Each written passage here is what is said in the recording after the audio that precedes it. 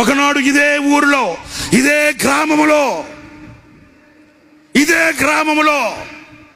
ఇదే ప్రజల మధ్య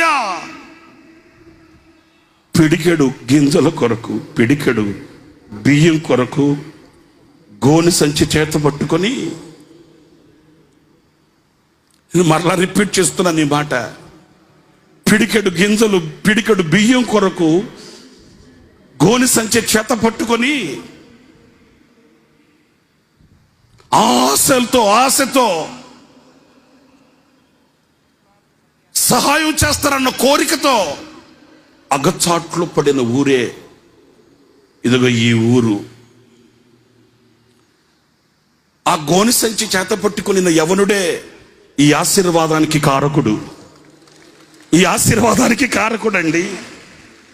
ఇదే గ్రామంలో, ఇదే ఊరిలో, ఇదే ప్రజల మధ్య గొప్పెడు బియ్యం కొరకు సంచి చేత పట్టుకుని ఆ యవనుని దేవుడు దీవించిన దీవెనకు ప్రతిఫలమే ఈ రోజున ఈ సమృద్ధిగా ఈ ఊరిలో, ఇదే ప్రజల మధ్య, ఈ గ్రామంలోనే ఈ విస్తారమైన ఆశీర్వాదం ఆ దేవుడు కలిగించడానికి గల కారణం ఏంటి?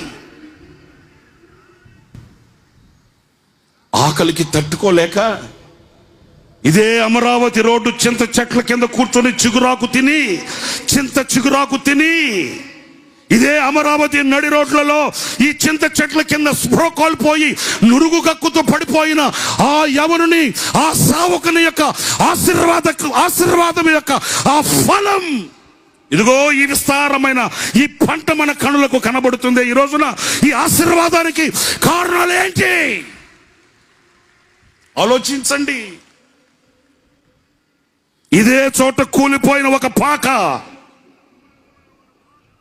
అదే చోటికి ప్రపంచపు నలుదిశల నుండి ప్రజల రాక,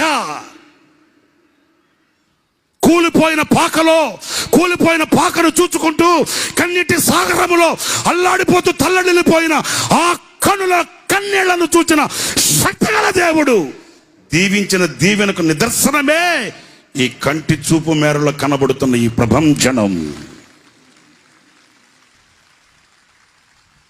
ఇదే చోట కన్నీటి కడలిలో వినబడిన ఆ ఒకని స్వరం, ఇదే చోట కన్నీటి కడలిలో వినబడిన ఒకని స్వరం ఈనాడు లక్షల మంది స్వరాలుగా మారు మ్రోగుతున్న విశ్వాస వీరుడు సంచరించిన దయాక్షేత్రం.